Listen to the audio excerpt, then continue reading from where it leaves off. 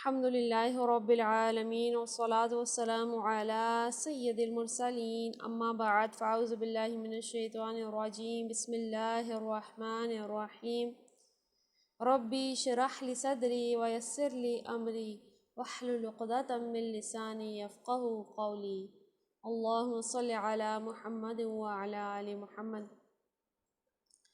صحیح بخاری سے ہم حضور کے اصحاب کا بیان، ان کی فضیلتوں کا بیان اس بارے میں پڑھ رہے تھے، اور لاسٹ ٹائم ہم جو پڑھ رہے تھے اس میں ہم پڑھ رہے تھے کہ باب تھا کہ حضور کا یہ فرمانا کہ اگر میں کسی کو جانی دوست بناتا تو ابوبکر کو بناتا۔ اس باب سے ہم پڑھ رہے تھے، تو اس سے میں ہم حضور کی جو وصال کا وقت ہے اس کا تذکرہ سن رہے تھے۔ کچھ ہم نے لاسٹ ٹائم سنا تھا، آج اگلی حدیث ہے صحیح بخاری سے، حدیث نمبر 3668، اس سے پڑھتے ہیں۔ ابوبکر رضی اللہ تعالی عنہ نے پہلے اللہ کی حمد و ثنا بیان کی، پھر فرمایا۔ تو یہ کب فرمایا؟ پچھلی حدیث سے یہ لنک ہے، کیونکہ پچھلی حدیث میں ہم پڑھ رہے تھے کہ جب نبی کریم صلی اللہ تعالیٰ علیہ وسلم کی وفات ہوئی تو کیا ہوا کہ آپ جو ہے وہاں پہ تشریف لے گئے تھے جلدی سے، اور آپ نے جو ہے حضور کے سر مبارک کے بوسہ دیا اور فرمایا تھا کہ جو ہے میرے ماں باپ آپ پر فدا ہوں، میری زندگی آپ پر، آپ کی زندگی پاکیزہ تھی، موت کے بعد بھی آپ پاکیزہ ہیں، اور اللہ آپ کو دوبارہ سے آپ پہ موت طاری نہیں کرے گا، کیونکہ آپ ایک بار اس تکلیف سے گزر چکے ہیں، اللہ آپ پہ جو ہے دوبارہ یہ تکلیف طاری نہیں کرے گا۔ آپ نے اس چیز کو قبول کیا کہ حضور جو ہے وصال فرما گئے، اور جو حضرت عمر تھے ان کا معاملہ بالکل الگ سے تھا، وہ تلوار انہوں نے اٹھا لی تھی، وہ لوگوں کو بول رہے تھے کہ اگر کوئی کہے گا کہ جو ہے حضور جو ہے وصال فرما گئے تو میں جو ہے اس کی گردن اڑا دوں گا۔ تو حضرت ابوبکر تشریف لائے اور حضرت عمر سے فرمایا کہ تم بیٹھ جاؤ، اور پھر جو ہے آپ نے جو گفتگو کی وہ آج کی حدیث میں ہم پڑھیں گے۔ ابوبکر رضی اللہ تعالیٰ عنہ نے پہلے اللہ کی حمد و ثنا بیان کی، پھر فرمایا لوگو دیکھو، اگر کوئی محمد صلی اللہ تعالیٰ علیہ وسلم کو پوچھتا تھا، یعنی یہ سمجھتا تھا کہ وہ آدمی نہیں ہیں، وہ کبھی نہیں مریں گے، تو اسے معلوم ہونا چاہیے کہ محمد صلی اللہ تعالیٰ علیہ وسلم کی وفات ہو چکی ہے، اور جو شخص اللہ کی پوجا کرتا ہے تو اللہ ہمیشہ زندہ ہے، اسے موت کبھی نہیں آئے گی۔ پھر ابوبکر رضی اللہ تعالیٰ عنہ نے سورہ زمر کی یہ آیت پڑھی، اے پیغمبر تو بھی مرنے والا ہے اور وہ بھی مریں گے، اور اللہ تعالیٰ نے فرمایا محمد صلی اللہ تعالیٰ علیہ وسلم صرف ایک رسول ہیں، اس سے پہلے بھی بہت سے رسول گزر چکے ہیں، بس کیا اگر وہ وفات پا جائیں یا انہیں شہید کیا جائے تو تم اسلام سے پھر جاؤ گے، اور جو شخص اپنی ایڑیوں کے بل پھر جائے تو وہ اللہ کو کوئی نقصان نہیں پہنچا سکے گا، عنقریب اللہ شکر گزار بندوں کو بدلہ دینے والا ہے۔ یعنی یہ آیتیں ہیں قرآن کی جو کہ صحابہ نے کبھی ان پہ اتنا غور و فکر نہیں کیا تھا جب حضور حیات تھے، کہ جس میں سے پہلی آیت تھی کہ پیغمبر بھی مرنے والا ہے اور وہ بھی مریں گے، اور دوسری آیت کہ محمد اللہ کے رسول ہیں، ان سے پہلے بھی رسول گزرے ہیں۔ دیکھیے کہ کوئی کسی بھی رسول کو ہمیشہ کی کامل زندگی نہیں عطا کی، تو یہ بھی ویسے ہی رسول تھے جیسے پچھلے رسول گزرے ہیں، بہت سارے گزرے ہیں، 1,24,000 پیغمبر اور رسول گزرے تھے۔ تو اللہ تعالیٰ جو ہے وہ سوال کرتے ہیں کہ اگر وہ جو ہے وفات پا جائیں، شہید ہو جائے، تو کیا تم اسلام سے پھر جاؤ گے؟ تو جو ایسا کرے گا اللہ کا کچھ نقصان نہیں کرے گا، اپنا نقصان کرے گا۔ اللہ شکر گزار بندوں کو بندہ دینے والا ہے۔ راوی نے بیان کیا کہ یہ سن کر لوگ پھوٹ پھوٹ کر رونے لگے۔ راوی نے بیان کیا کہ انصار ثقیفہ بنی سعدہ میں سعد بن عبادہ رضی اللہ تعالیٰ عنہ کے پاس جمع ہو گئے اور کہنے لگے کہ ایک امیر ہم میں سے ہوگا، ایک امیر تو مہاجرین میں سے ہوگا، دونوں مل کر حکومت کریں گے۔ پھر ابوبکر، عمر بن خطاب اور ابو عبیدہ بن جراح رضی اللہ تعالیٰ عنہم ان کی مجلس میں پہنچے۔ تو اب جو ہے اس بارے میں اوبیسلی میٹنگز شروع ہو گئیں کہ نظام تو چلانا ہے، تو اب لیڈر کون بنے گا؟ تو پہلی جو سجیشن آئی وہ یہ تھی کہ ایک انصار میں سے بن جائے، ایک مہاجرین میں سے بن جائے۔ تو اس میٹنگ میں حضرت ابوبکر، حضرت عمر اور حضرت ابو عبیدہ بن جراح تشریف لے گئے۔ عمر رضی اللہ تعالیٰ عنہ نے گفتگو کرنی چاہی، لیکن ابوبکر رضی اللہ تعالیٰ عنہ نے انہیں خاموش رہنے کے لیے کہا۔ عمر رضی اللہ تعالیٰ عنہ کہا کرتے تھے کہ اللہ کی قسم میں ایسا صرف اس وجہ سے کیا ہے کہ میں نے پہلے ہی ایک تقریر تیار کر لی تھی جو مجھے بہت پسند آئی، پھر مجھے ڈر تھا کہ ابوبکر رضی اللہ تعالیٰ عنہ کی برابری اس سے نہیں ہو سکے گی، پھر ابو بکر رضی اللہ تعالیٰ عنہ نے انتہائی بلاغت کے ساتھ بات شروع کی.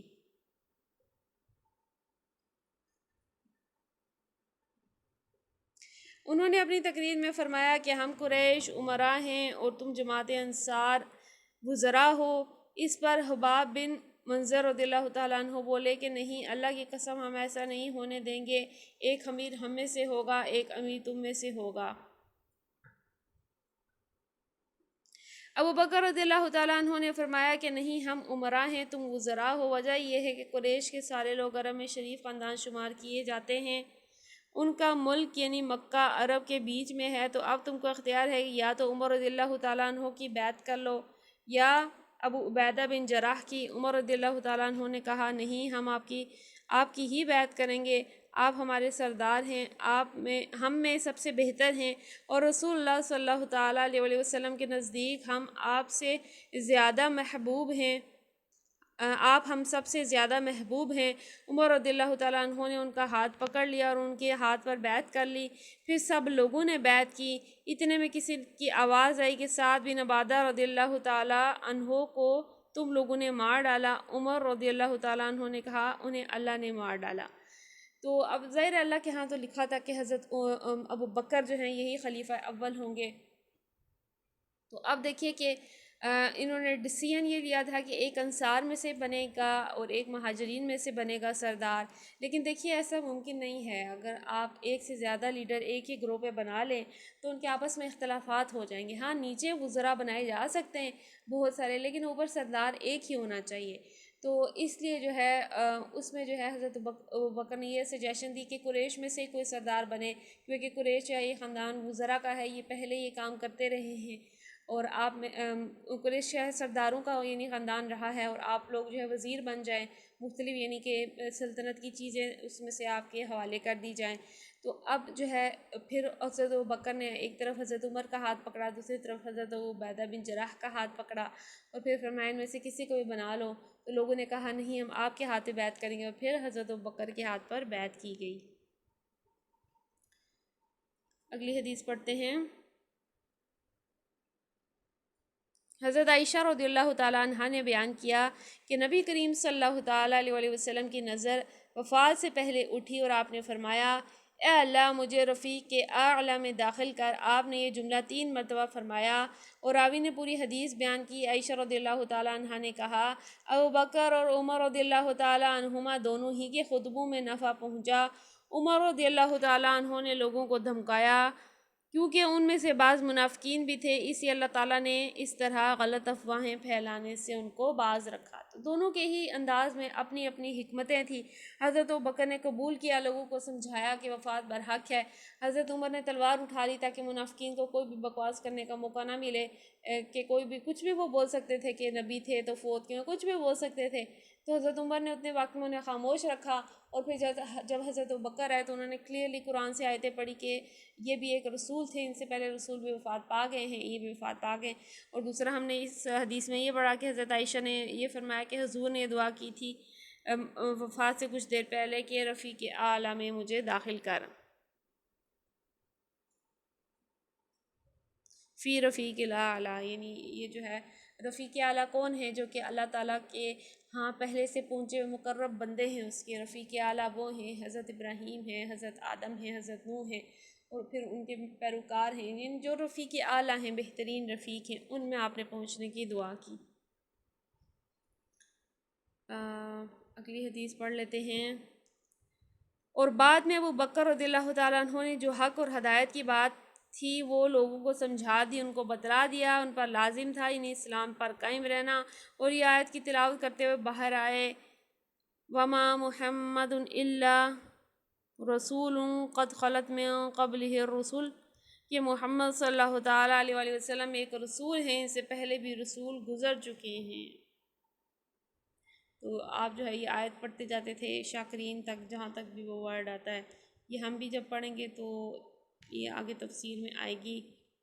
آئیے ہم تفسیر پڑھ لیتے ہیں، یا ایک آدھ دعا میرا خیال ہے پڑھ لیتے ہیں. کل ہم نے کھانا کھانے کی دعا یاد کی تھی، آپ کو یاد ہوئی ہے؟ جی، کھانا شروع کرنے سے پہلے جی بسم اللہ الرحمن الرحیم اور مڈل میں اگر یاد آ جائے پہلے ڈوب جائیں تو اولی و آخری، اور اگر اللہ کھانا کھلائے تو اللہم بارک لنا فیہ وَاطعمنا خیر منہ، اور اگر دودھ پیا جائے تو وزدنا منہ۔ سبحان اللہ، اللہ مبارک لنا فی وزدنا، سبحان اللہ۔ عائشہ آپ نے یاد کی ہیں؟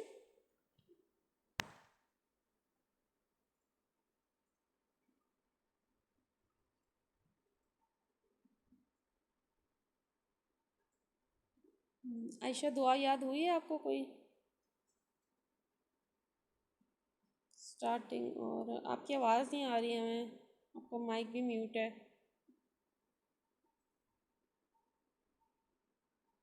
چلیں آپ نے اگر ان میوٹ کیا تو رپلائی کر دیجیے گا۔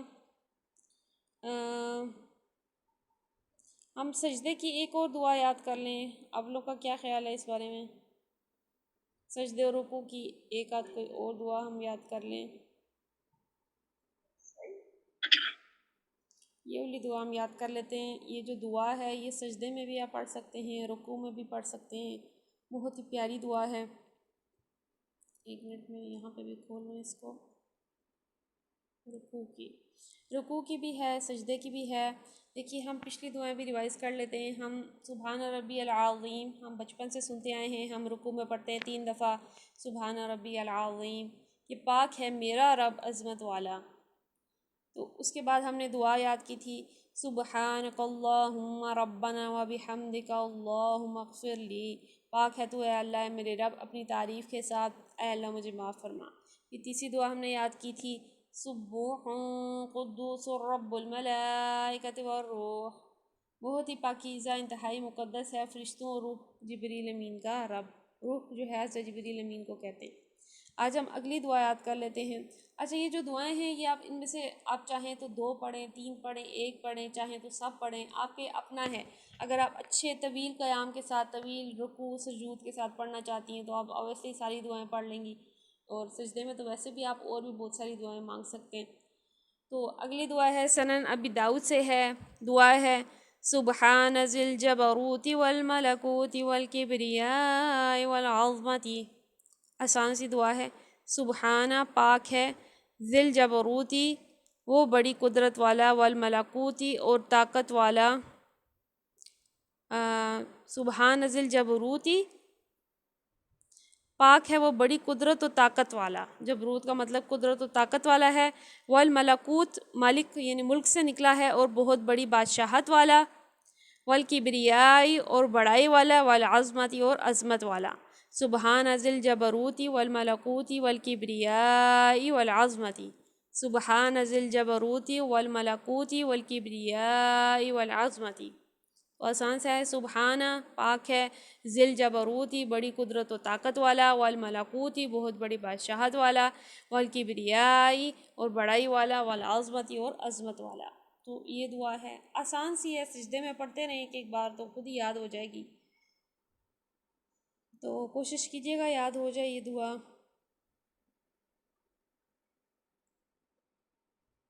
تفسیر کی طرف ہم چلتے ہیں، آیت نمبر 64۔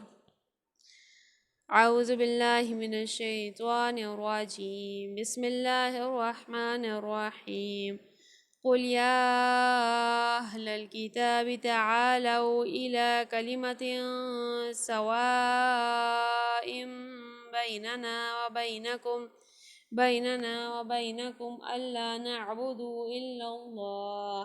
الا اللہ ولا نشرک به شیئا ولا يتخذ بعضنا بعضا اربابا من دون اللہ فإن تولوا فقولوا اشہدوا بأننا مسلمون۔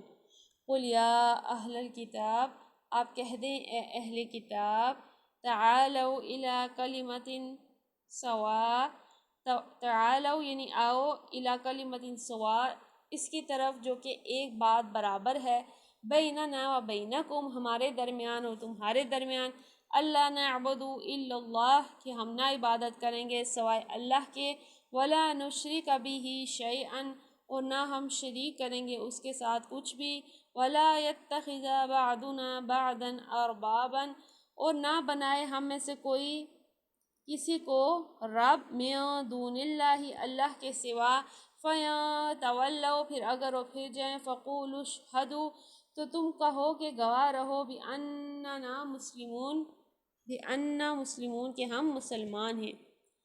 کہہ دو اے اہل کتاب، آؤ ایسی بات کی طرف جو ہمارے اور تمہارے درمیان یکساں ہے، یہ کہ ہم اللہ کے سوا کسی کی بندگی نہ کریں، اس کے ساتھ کسی کو شریک نہ ٹھہرائیں، ہم میں سے کوئی اللہ کے سوا کسی کو اپنا رب نہ بنا لے۔ اس دعوت کو قبول کرنے سے اگر وہ منہ موڑیں تو صاف کہہ دو کہ گواہ رہو ہم تو صرف اللہ خدا کی بندگی و اطاعت کرنے والے ہیں۔ تو اب اس میں جو ہے دیکھیے کہ دعوت دین حق کی طرف آپ نے کسی کو بھی دینی ہے، کوئی عیسائی ہے، یہودی ہے، کسی اور دین کا ہے، کم از کم وہ اہل کتاب فار ایگزامپل اگر ہے تو اس سے ہم اتنی بات کہہ لیں کہ آپ اگر باقی باتیں جو ہے وہ بعد میں ڈسکس کی جائیں گی، صرف جو باتیں ہمارے درمیان یکساں ہیں اس پہ آپ ایمان لے آئیں۔ وہ کیا ہے کہ اللہ کے سوا کسی کی بندگی نہیں ہے، اللہ ایک ہے، ایک ہی معبود ہے، برحق ہے، اس کے سوا کسی کی بندگی نہیں ہے، اور یہ کہ ہم اس کا کسی کو اس کا شریک نہ بنائیں، اس کے سوا کسی کو اپنا رب نہ بنائیں، جیسے کہ ہوتا ہے کہ ملٹیپل رب بنا لیے، شرک یعنی کسی نے کسی طرح داخل کر لیا۔ تو اگر یہ تم نہ کرو، یہاں سے ایک تیسری تقریر شروع ہوتی ہے جس کے مضمون پر غور کرنے سے اندازہ ہوتا ہے کہ جنگ بدر اور جنگ احد کے درمیانی دور کی ہے، لیکن ان تینوں تقریروں کے درمیان مطالب کی ایسی قریبی مناسبت پائی جاتی ہے کہ شروع صورت سے لے کر یہاں تک کسی جگہ ربط کلام ٹوٹتا نظر نہیں آیا۔ اس بنا پر مفسرین کو شبہ ہوا کہ یہ بات بھی آیتیں بھی بہت نجران والی ہیں، تقریر ہی کے اس سلسلے کی ہیں، مگر یہاں جو تقریر شروع ہو رہی ہے اس کا صاف انداز بتا رہا ہے کہ اس کے مخاطب یہودی ہیں، تو اہل کتاب ہیں، یہودی ہوں عیسائی ہوں۔ تو آپ یہ بتا رہے ہیں کہ اللہ کی کلام کا جو ہے فضیلت ہے کہ کہیں سے بھی ایسا لگتا نہیں ہے کہ یہ کسی اور موقع پہ، حالانکہ یہ آیتیں کمپلیٹلی ڈیفرنٹ موقع پہ نازل ہوئی تھیں، اور یہاں پہ یہ کہہ رہے ہیں کہ عموماً یہ غزوہ بدر اور غزوہ احد کا درمیانی دور تھا۔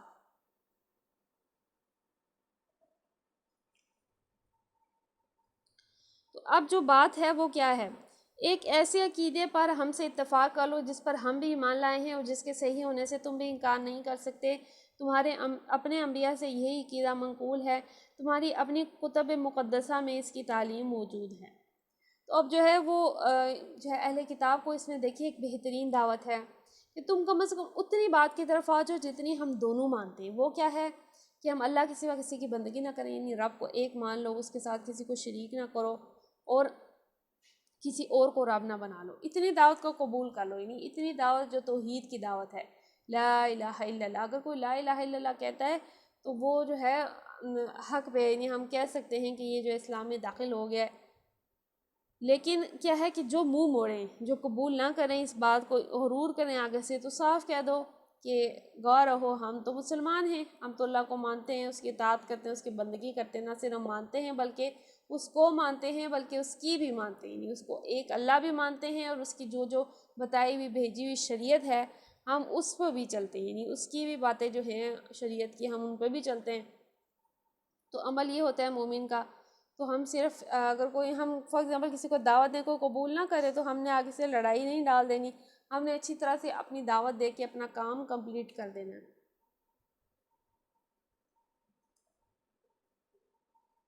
آیت نمبر 65، یا اہل الکتاب لم تحاجون فی ابراہیم وما انزلت التوراۃ والانجیل الا من بعدہ افلا تعقلون۔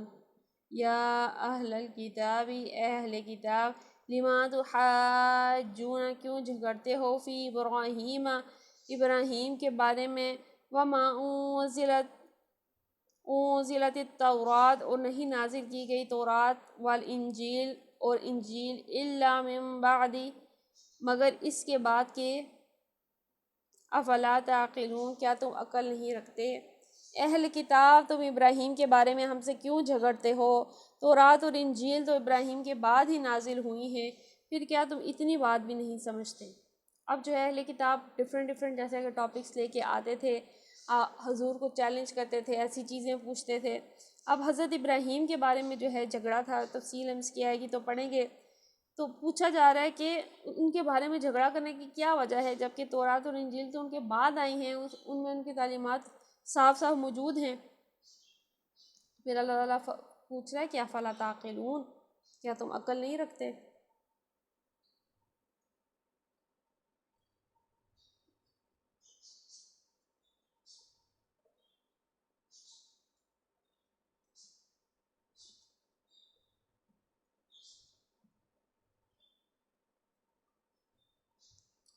اگلی آیت پڑھتے ہیں، آیت نمبر 66۔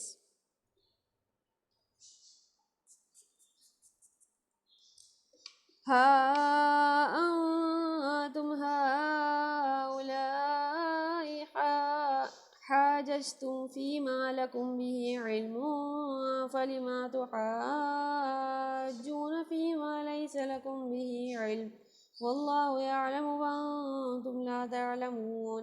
ہا انتم هؤلاء، ہاں تم وہ لوگ ہو، حاججتم تم نے جھگڑا کیا، فیما اس میں، لکم بھی تمہیں اس کا، جس میں تمہیں اس کا علم تھا، فلیما اب کیوں تحاجون تم جھگڑتے ہو، فیما اس میں، لیس لکم نہیں تمہارے لیے، بھی علم اس کا کچھ علم، واللہ یعلم اور اللہ جانتا ہے، وانتم لا تعلمون اور تم نہیں جانتے۔ تم لوگ جن چیزوں کا علم رکھتے ہو ان میں تو خوب بحثیں کر چکے، اب ان معاملات میں کیوں بحث کرتے ہو جن کا تمہارے پاس کچھ بھی علم نہیں، اللہ جانتا ہے اور تم نہیں جانتے۔ تو اب جیسا کہ ہم نے بتایا کہ یہ لوگ مناظرے کرتے تھے مختلف قسم کے، تو اسی میں سے جو ہے انہوں نے ڈفرینٹ ٹاپکس جو ہے ٹائم ٹو ٹائم ڈسکس ہوتے رہتے تھے، جیسے کہ جو حضرت عیسیٰ کے بارے میں، حضرت مریم کے بارے میں، اصحاب کہف کے بارے میں بہت ساری باتیں ہیں جو کہ کامن تھی، ان کے اپنے صحیفوں میں موجود تھی۔ تو اب ان سے یہ پوچھا جا رہا ہے کہ جو چیزیں تو موجود ہیں ان کے بارے میں تو تم بحث کرتے ہو، جو چیزیں موجود ہی نہیں ہیں ان کے بارے میں تم کیوں پوچھتے ہو؟ یعنی تمہاری یہودیت اور نصرانیت برحال تورات اور انجیل کے نزول کے بعد پیدا ہوئی ہیں، اور ابراہیم علیہ السلام جس مذہب پر تھے وہ برحال یہودیت نصرانیت تو نہ تھا۔ پھر اگر حضرت ابراہیم علیہ السلام راہ راست پر تھے اور نجات یافتہ تھے تو لا محالہ اس میں لازم آتا ہے کہ آدمی کا راہ راست پر ہونا اور نجات پانا یہودیت یا نصرانیت کی پیروی پر موقوف نہیں ہے۔ تو جیسے ہمارے ہاں ہے غلط عقائد بے بنا لیے، فار ایگزامپل کسی نے ایک فرقہ بنا لیا، وہ یہی کہتے ہیں کہ ہمارے ہی نہیں باطل عقائد پہ کوئی ہے تو وہ حق پہ ہے ورنہ وہ حق پہ نہیں ہے۔ تو ان کے ہاں بھی یہی تھا کہ کوئی یہودی یا نصرانی ہے ہمارے صحیح عقیدے پہ ہے تو وہ حق ہے ورنہ نہیں ہے۔ تو اب ان کو کلیئر کیا گیا کہ یہ تو بعد میں تم نے پیدا کیے ہیں، یہ تو اسلام سے پہلے جو ہے تھے ہی نہیں، یعنی پہلے جو صرف ایک توحید کی دعوت تھی، تب یہ چیزیں تو تھیں نہیں کہ یہودیت کون نصرانیت کون، یہ چیزیں تو بعد میں آئی ہیں۔ تو پھر حضرت ابراہیم کو بھی تم مانتے ہو کہ وہ حق پر تھے، تو نہ وہ یہودی تھے نہ وہ نصرانی تھے، پھر تمہاری بات کیسے برحق ہوئی؟ تو یہ جو ان سے سوال کیا جا رہا ہے۔ تو یہیں سے ہم انشاءاللہ پھر اچھا حضرت ابراہیم کا ٹاپک ہم کمپلیٹ کر دیتے ہیں۔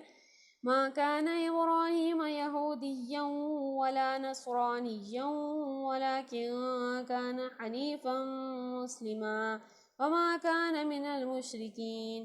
ما كان ابراہیم نہ تھے ابراہیم علیہ السلام یہودیا ولا نصرانیا یہودی اور نہ نصرانی، ولكن كان حنیفا اور لیکن وہ تھے حنیفاً ایک رخ، مسلمان فرما بردار، وما کان من المشرکین اور وہ مشرکوں میں سے نہ تھے۔ ابراہیم نہ یہودی تھے نہ عیسائی، بلکہ وہ تو ایک مسلم یکسو تھا اور وہ ہرگز مشرکوں میں سے نہ تھا۔ اصل میں لفظ حنیف استعمال ہوا جس سے مراد ایسے شخص کے ہیں جو ہر طرف سے رخ پھیر کر ایک خاص رستے پر چڑھے۔ اس مفہوم کو ہم نے مسلم یکسو سے ادا کیا ہے، یعنی اب کیا ہے کہ مسلم یکسو تھے تو اس کے بارے میں کیا ہے کہ مسلم تھے حنیفاً مسلمان حنیفاً، تو حنیف المسلم قرآن میں ورڈ آیا ہے. تو ان کے بارے میں حضرت ابراہیم کی شان یہ بتائی جا رہی ہے کہ یہودی نصرانی تو وہ نہیں تھے، ظاہر ہے یہ چیزیں تو بعد میں ہیں، وہ جسٹ مسلم تھے. مسلم کون ہوتا ہے؟ جو اللہ کے ہاں اپنا آپ کو جھکا دیتا ہے، اللہ کو مان لیتا ہے اور اس کے ہر فیصلے کے آگے جھک جاتا ہے، وہ مسلم ہوتا ہے. تو یہاں بتایا جا رہا ہے کہ وہ تو مسلمان تھے، وہ تو یہودی نصرانی نہیں تھے اور وہ مشرکوں میں سے بھی نہیں تھے. تو یہ جو ہے حضرت ابراہیم کی شان میں ہم نے کچھ آیتیں سنی، ان کی تفسیر پڑھی. اللہ تبارک و تعالیٰ سے دعا کرتے ہیں آج ہم نے جو بھی پڑھا، تفسیر میں پڑھا، ہم نے جو بھی احادیث مبارکہ پڑھی، ہم نے جو دعائیں ہم نے یاد کی ہیں، اللہ تبارک و تعالیٰ ان کو یاد رکھنے، عمل کرنے، دوسروں تک پہنچانے کی توفیق عطا فرمائے. کوئی غلطی کوتاہی ہو گئی ہو تو ہم سے درگزر فرمائے، اور جو صحیح صحیح ہم نے پڑھا اس پہ ہمیں علم کرنے کی توفیق عطا فرمائے. الصلاۃ والسلام علیک یا رسول اللہ، الصلاۃ والسلام علیک یا حبیب اللہ، الصلاۃ والسلام علیک یا نبی اللہ وعلی آلک واصحابک یا نور اللہ صلی اللہ تعالیٰ علیہ وآلہ وسلم. سبحانک اللہم ربنا وبحمدک، اللہم اغفر لی، اللہم اغفر لی، اللہم اغفر لی. بسم اللہ الرحمن الرحیم وصلی اللہ علی محمد. السلام علیکم ورحمۃ اللہ وبرکاتہ.